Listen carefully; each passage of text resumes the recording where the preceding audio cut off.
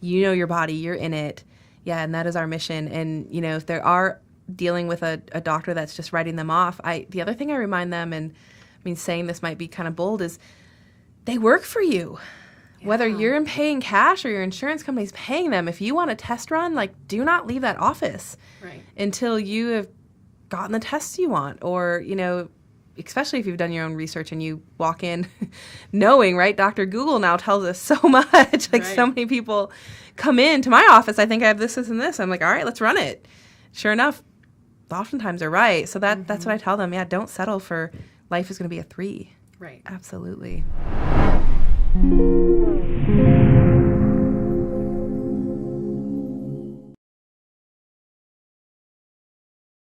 So you mentioned that, you know, things crossing out of the digestive tract into the bloodstream can be problematic. Is that true for gluten?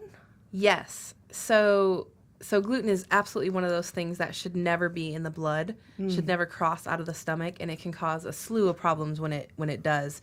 It can definitely cause some of the joint pain and inflammation and other issues. That is when we see a lot of, you know, gluten intolerance when we test it through the blood, that it's crossed through, because the body will start making antibodies against it. But you know, gluten's complicated. Just by sometimes healing the gut, some people can tolerate gluten a little bit more. I'm really torn if anybody should really be eating it, though. I think that it's so processed here, and it is inflammatory to the body, to the gut, that it's kind of one of those, well, if we heal the gut, but then we reintroduce gluten again, will gluten inflame the gut, causing some of this leaky gut issue, and will you be back where you were? And then there is actually, so there's a couple ways to test for gluten. You can test a food intolerance, but you can go off gluten for 3 to 6 months. You can heal the gut, and you may take that same test and not actually, and it come back negative, and you're not having that gluten intolerance anymore. And then people will say, oh, well, I can start eating gluten again. And then maybe a year later, they're back in the same problem with some digestive issues and some joint pain and inflammation and chronic fatigue. And they're still like, okay, I'm intolerant to gluten again. I need to go off of it. So I've seen that kind of happen a couple times.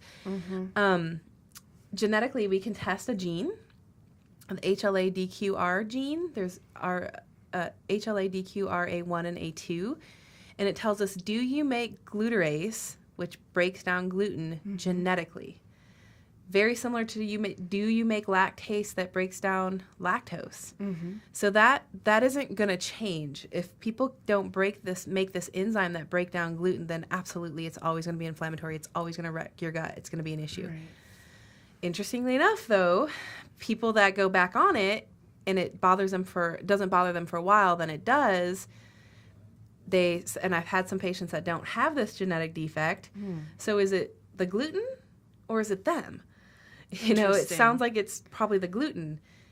Those same people that have reactions to gluten, but they don't have the genetic predisposition or issue with gluten, they've gone to Italy and they've gone to France and they've eaten tons of bread and pasta and they have had no issues. Wow. They've had no gas and bloating, no joint pain, no fatigue. They're great. They're not gaining weight. They feel amazing for 2 weeks. They come back, they have a hamburger with a bun, and they feel awful. So is it the way we're processing it and the pesticides we're putting on it? And, you know, I think maybe the biggest difference with most of those patients, what they told me is a lot of that wheat is harvested and cooked right away. There's no preservatives. It's not sitting on a shelf for weeks, months. I don't know. Am I afraid to say years? But maybe. Yeah. Right? Like, I imagine some of that stuff sits on a shelf for a long time. Well, and the whole processing and, like, food science behind it is like, let's make this food last as long as possible. But, like, is it still food then? But food by nature, like, degrades and decomposes. So is it food anymore once you process it to that extent? Right. So I don't know. Yeah. I don't know. I've just told most patients, obviously, if they have the genetic predisposition and they're having some leaky gut issues, like, absolutely go off of it. And it's a hard one to go off, so I don't take it lightly. If people don't have to go off of it, I don't push that, although I think in a perfect world, let's just go off of it for most people trying to heal because it is inflammatory. Another one is we know that people with Hashimoto's, which is an autoimmune thyroid disorder, that gluten will inflame the thyroid, then the body will attack the thyroid. So taking them off gluten is a big part of that healing. So, if they have a thyroid problem, I absolutely say, even if it's not autoimmune, let's go off the gluten. So it's a tough one. But yeah, when it leaks through the gut lining, it causes all kinds of problems. And gluten is one that's inflammatory enough to wear down the gut lining to get through. Wow. Yeah. It's complicated. Yeah. Gluten is a tough one. And I totally understand that, for the person sitting there at home with, a medical mystery kind of situation, or a friend or family member who's in that situation, because it's really, really common now getting that big, I don't know, from your doctor. And then they are giving you steroids or antibiotics or whatever. And it's almost like they're just throwing darts at a dartboard till they can find what sticks. Totally. While meanwhile, the person is sitting there miserable, their situation getting worse. Who wants to have a bunch of darts thrown at them? Right. Yeah. And sometimes I think they're just given an antibiotic or something because they feel like they need to give them something, whether or not they really need it. I can't let you leave here without a prescription. You came in, so, and that's another topic of antibiotics, killing the good and the bad bacteria in the gut, causing leaky gut, making you more sensitive to food that's not food, and gluten and inflammatory things. So yeah, you go in with an issue, you get an antibiotic that you may have not needed. Now, if you need it, absolutely, it's needed. But sometimes it's just oh, you have a virus, here's an antibiotic.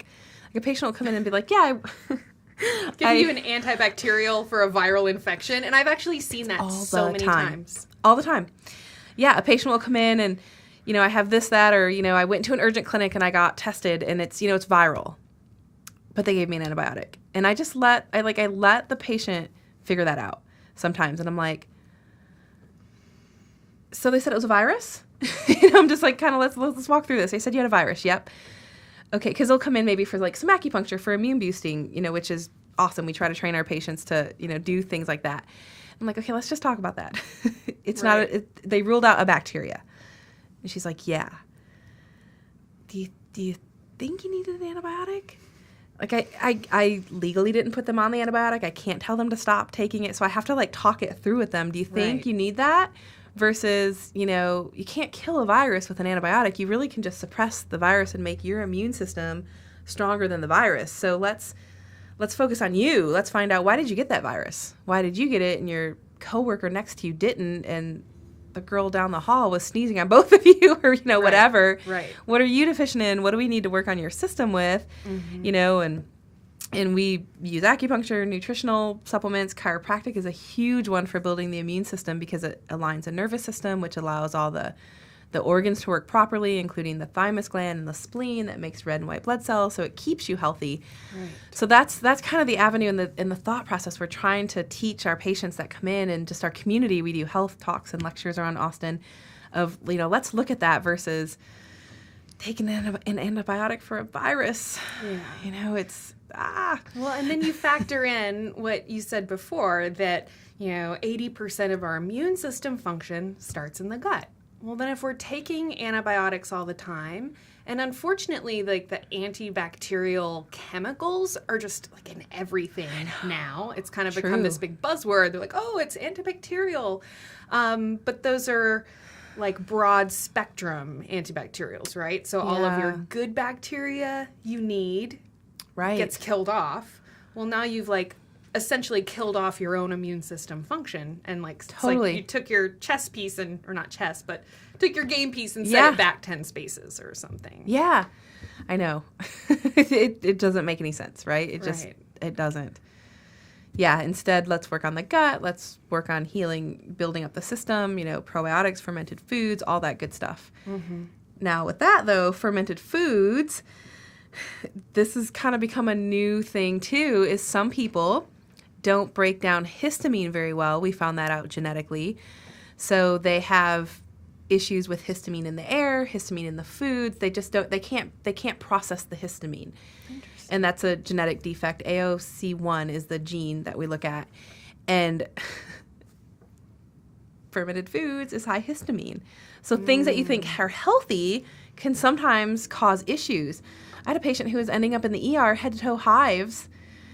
And obviously there's a lot of things, just because also I should preface, just because you have this gene doesn't mean it's always going to be expressed. This is a gene that sometimes isn't expressed, but if you're going through stressful times or you've had traumas or something else is happening, it can heighten. So she's gone through a lot. And then she started having hives, and they started little. They've gotten big and bigger. And she went in the hospital a couple times because her throat was closing. Her lips were huge and puffy. And some of the most histamine foods she was eating every day, every morning in a smoothie, including some fermented foods and kombucha and sauerkraut, which is all good because she had other health issues and her gut was having a problem. So we figured that out. We just took those foods out of her diet, gave her a probiotic, which she could take because you can get probiotics that are lower histamine. And she never had hives again unless she did something like, so then she got good at it. Right. She was like, okay, well, if I have the wine, which is high histamine, but I didn't have anything else histamine for the day before and the day of, I'm good. Kind of thing. Like she got really good at it. But she goes, but if I have wine and pizza, which has tomatoes, which are high histamine, and cheese and some gluten, and I'm in trouble. Right. Like she got really good She's like at trying it. to ration herself. Yeah, totally. She's like, if I do this and this and this and I don't do that, I can have the wine. Right. Then another patient told me about something on Amazon that you can buy, and they're called these histamine wands for people. It's marketed more for not getting a headache from wine. But why do you get headaches from wine? It's usually the tannins and the things that are high histamine in it. And it says in there for histamine relief and things, but it's really more marketed of don't get the headache, the wine headache. And it's like a little wand, and it's 1 wand per glass of wine that you stir in, and it takes out the histamines. Like it filters out the histamines. So so this other patient was telling me each wand is about the price of a glass of wine. So I only do it every so often because I have to ration my wands to drink the wine. But it shouldn't get headaches from it. She can do the wine, and she can do something else with histamine that day. Interesting. Really interesting. Yeah. So yeah, sometimes what we think is good for us too, again, that's getting back to that individuality of the person. I did that in my practice before I knew about some of this genetic stuff. Is I'd have a patient. Now this is a rare gene. This is not as common as like the MTHFR gene, but I put a patient through gut health, a gut healing protocol, and I'm like, eat tons of probiotics, start drinking kombucha, everything fermented. This is what you want to do, and they don't feel good. Yeah. And thought it was like a detox reaction. It must be a die-off or a detox reaction, and now I found out one of those patients has a histamine thing. It's like, yep, nope, it was the fermented food aggravating your system. Wow. It's interesting. It just, it's kind of interesting. I talked earlier about like the magnifying glass thing. Yeah. But it really seems like, hey, if you just take a look at what's going on with your body and kind of get this bird's eye view, so to speak, of like your organs functioning, what are your hormone levels like, you just kind of... and even the genetic testing, and the more that you know, absolutely, going back to that whole like knowledge is power thing, right? But it's like the more that you know, the more that you can just live your life to support your body. And absolutely. Suddenly all of these huge issues and problems can just kind of like be resolved because your body is functioning the way it's supposed to. Or managed, right? Or, that same patient who rations the wine, she knows that she has an issue with molds. So if molds are high, there's more histamine in her system because she's fighting the mold. She can't drink the wine, right. So sometimes it's just managed, and that's okay. We really try to meet patients where they are, right? Like, let's just manage this and get you functioning at your most optimal and, healthy and vibrant, and let's just get you doing life without pain kind of thing and without discomfort. Definitely. Yeah. And I think that, that whole quality of life piece is so important. And so many people who have received one of these, like, I don't know what's wrong with you things. It's like you just accept that now, like, your quality of life just got, like, notched down a couple pegs. Right. And now, like, you're always going to be in pain. You're always going to feel this or whatever. And now you just have to go through your life and function like that. Right. But to be able to, let people know that, hey, there is hope. Your body isn't just randomly stopping working for no reason. I agree. And so let's just work together, work through it, get the magnifying glass out a little bit, and then we're going to help you get your quality of life back up to where so many people have just accepted, like, oh, I always have back pain. I know a lot of people that say, oh, I have a bad back. Yeah. Oh, you know, why? Whatever. What I have headaches. I have this. And it's just like kind of this acceptance of the problem. And, you know, so that's really our goal with this podcast, is to empower people to know that there are other solutions, and you don't have to just accept that, like, hey, now your quality of life is at a 3, and that's just how you're going to have to, you know, deal with it or whatever. Sorry, next, right? Yeah. Sorry, exactly. that is our mission, to not settle. And I tell patients that all the time, do not settle. You know your body, you're in it. Yeah, and that is our mission. And, you know, if there are dealing with a doctor that's just writing them off, the other thing I remind them, and I mean, saying this might be kind of bold, is they work for you. Yeah. Whether you're paying cash or your insurance company's paying them, if you want a test run, like, do not leave that office until you have gotten the tests you want. Or, you know, especially if you've done your own research and you walk in knowing, right, Dr. Google now tells us so much. Like, so many people come into my office, I think I have this, and this. I'm like, all right, let's run it. Sure enough, oftentimes they're right. So that's what I tell them. Yeah, don't settle for life is going to be a 3. Right. Absolutely. Right. I love that you know, kind of laid out, hey, remember that your doctor is working for you. Yeah. And I know that for me, when I go to the doctor's office, I have this feeling like I don't want to ask them too many questions. I don't want to take too much of their time. I want to try to get out of their hair. I know. And it's interesting because we're paying them so much money. Right. But we don't treat them like they're doing something for us. Right, that they're providing a service. It's okay for us to ask for what we want from them. And, you know, so I think a lot about how, you know, like, if we have a problem with our car, we're probably going to take our car to one mechanic, and then we're probably going to get a second opinion. Yeah. And we're going to go somewhere else, and we're going to keep looking around until we find a mechanic that we feel like we trust. We feel like they're not gonna, you know, maybe they have a lot of good reviews online or whatever. And then you're probably going to drill them. Yeah. Have you done this before? Yeah. Have you, you know, are you sure that's what it is? Right. And like you said, you like done your research before, and you're like, okay, well, I know it's just a transmission problem. So like, but so I know it's not this and that. Yeah. You know, with our own health, our own bodies, I know. It's like a complete turn upside down. And I've said this to people before in my health coaching, like, you know, if we just took care of our bodies like we take care of our car, you get routine maintenance. Yeah. You take it in if the engine check light comes on. You shop around for different mechanics until you find somebody that you trust to work on your car. Clearly, your car is a life and death thing. You need it to function. You need it to work. Right. And our bodies are just as important. So, like, why don't we take care of ourselves the same way that we, you know, take care of our house or our car or whatever different thing? The only thing I can think of is just doctors got this kind of demigod kind of status in our society somewhere that happened, and I think that's unraveling right now. I think podcasts like this, and just the more we're learning about natural medicine, I think this whole kind of movement of everything from, I don't know, eating organic food to breastfeeding coming back, like all of this, I think people are just becoming much more conscious. But for a long time, I think we just had, well, the doctor said.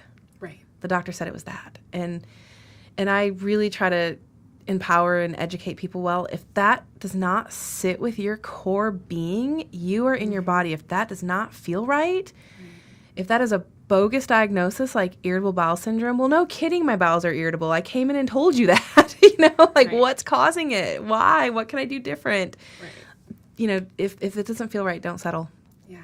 I actually asked a doctor one time, so my mom was having a lot of different health issues, and they actually ended up removing her spleen, which I like really fought for. But that's what it is.